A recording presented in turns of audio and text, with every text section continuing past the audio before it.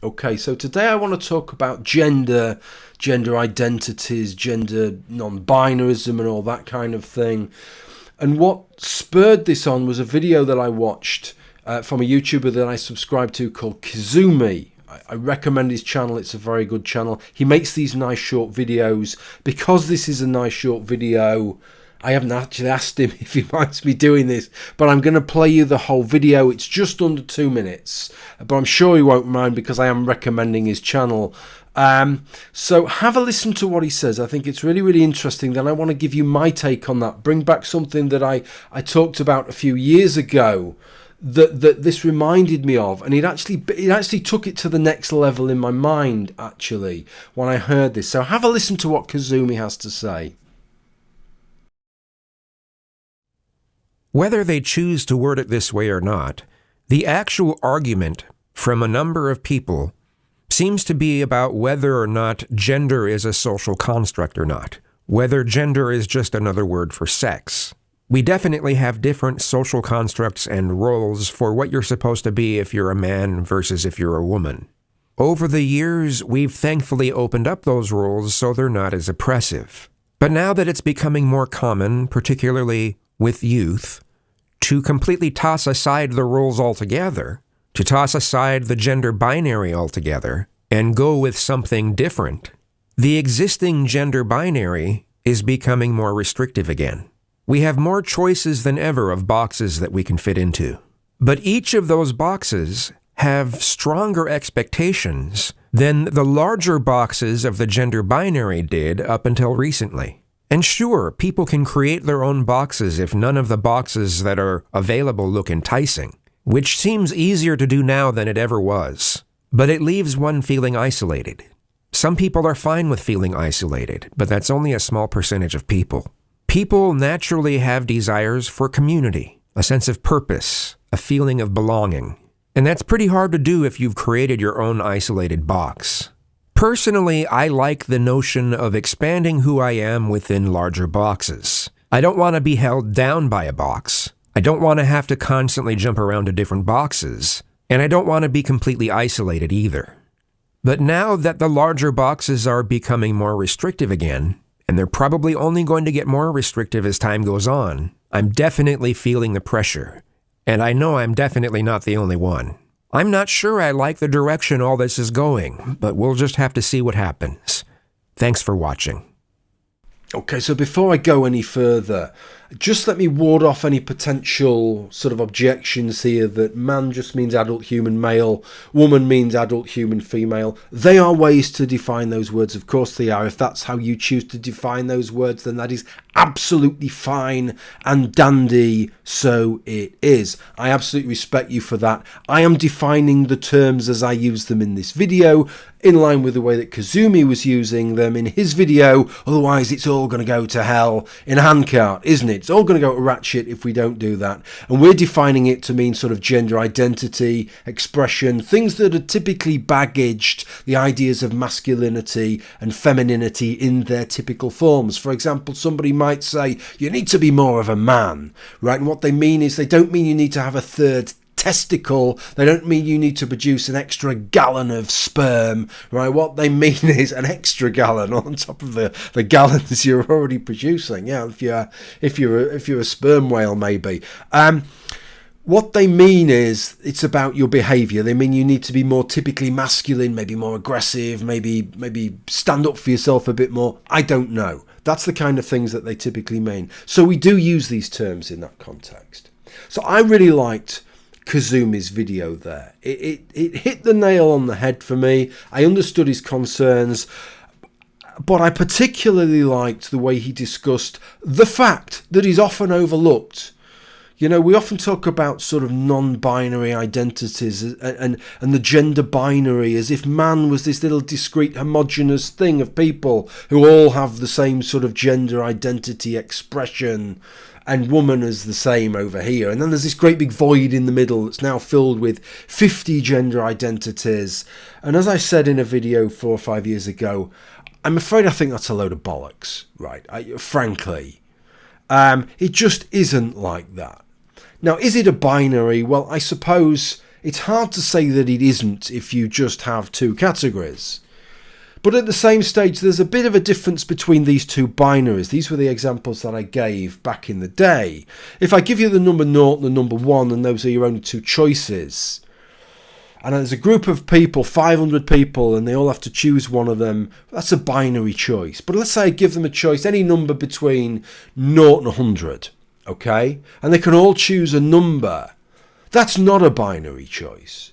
Now, I might then decide to parcel them up into the 50s and under and the 50s and over. And you could say, well, now it's a binary. Well, it's kind of, I suppose it's a sort of binary set arrangement I've made, but it hides a load of non-binarism, doesn't it? There's a lot of detail in there that we're covering with that.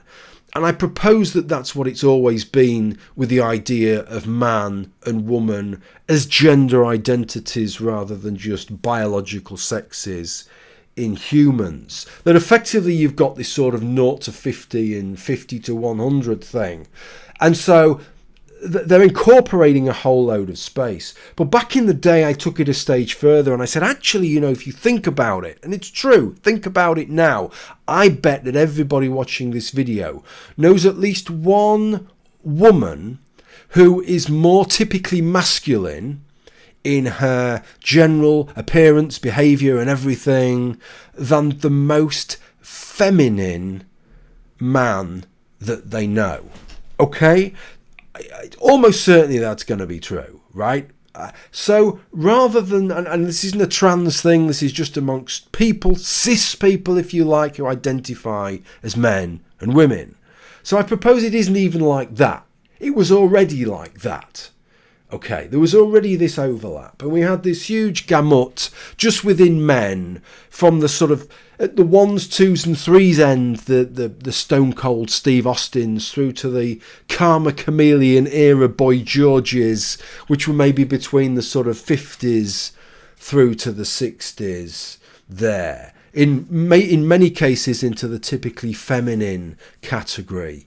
So this is the sort of position that I was at, and the reason that I made that claim back in the day was because it seemed absurd to me that we needed 50 different types of non-binary identity.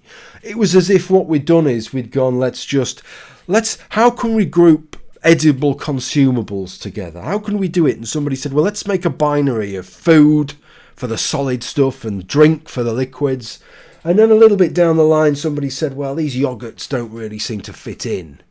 And then another year and a half down the line, we ended up with solids, liquids, and 50 different types of yogurt, with people insisting that each one of them needs to be labelled separately within this model. Clearly that is an absurdity, isn't it? When you can have everything from cheese through to roll mop herrings through to... Well, you know the kind of general idea. You can have this huge variety of foods, you can have this huge variety of drinks, all under these umbrellas. Why would we pick every single variety of yogurt, right? Just yogurt will do. This was the point that I was making. I think the point that Kazumi makes here builds on that. He is saying, if I understand him correctly, that whereas we maybe started quite traditional in our societies. When I say started, maybe back in the 30s, 40s, 50s is what I mean, in recent modern history. And if you like, to go back to my 0 to 100 scale, maybe acceptable masculinity was 0 to 25 and acceptable femininity was 75 to 100. And then gradually we went like this, right? And then like this. And I think on that model, what Kizzume is saying is that for some of these non-binary identities to seem valid, to seem worthwhile, they don't really fit in with that model. The Stone Cold Steve Austin isn't a problem, but the Boy George is, if you see what I mean. Because they're kind of occupying the space that these non-binary identities are damn certain that they need, right? That aren't represented by this man and woman category. And after all, if you seem to say that, well, we need a category beyond man and woman, you really kind of need man and woman to be a little bit better defined, don't you, in terms of gender identity and expression. They need to be a little bit more discreet. And not quite so amorphous. If they're so amorphous that they cover virtually everything and they sort of intermingle with one another, then it's very difficult to say when you're non-binary, well, what am I that isn't already incorporated within at least one of these things and possibly both of them? And so as a result, to make some space for itself and to aid in defining itself as not this thing and not this thing, that it's kind of pushing these things back into more restrictive roles. It needs to define man and woman, and so in doing so, it sort of falls back on the stereotypes of what constitutes masculinity and what constitutes femininity. And obviously, there are concerns with that. Kizzume brings up the concern of not wanting us all to end up in our own little boxes. You could presumably eventually end up with such granularity that everybody else says, well, my gender identity is unique just to me, so I want my own, and everybody in the country ends up with their own gender identity. That's absolutely valid if you think about it. There's no reason why these labels, man and woman, these group labels that cover these huge swaths of gender, of the gamut of gender identity, why should some people be sort of expected to labour under those expansive labels and others not? It's perfectly acceptable to everybody to say, well, then I should just have my own identity. But then, as he says, we're all somewhat isolated because society often runs in these discrete sort of gendered packages. So there is some risk with regard to that. But of course, I think at the other side of it, there will, if I'm being realistic and pragmatic about it, most people don't really care that much. They just want to carry on. They're brought up, if you're brought up as a boy and you're male, right, and you're happy to be male and your brain feels male and everything like that, then you're probably just going to be, yeah, I'm a boy, yeah, I identify as a man, whatever.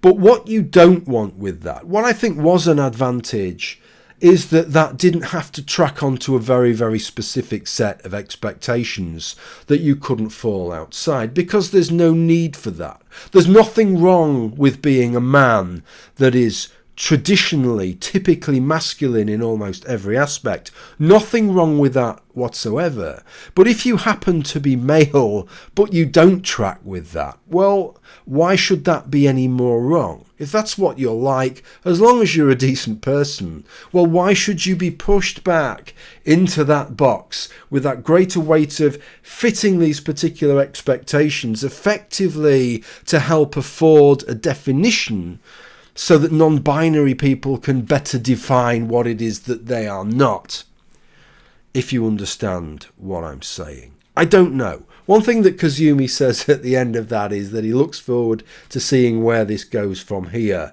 Likewise, I think this all has still quite a lot of ground to run. So let's see where we go next. Interested to hear your thoughts. Thank you for listening, watching. I keep saying listening. Thank you for watching, and bye for now.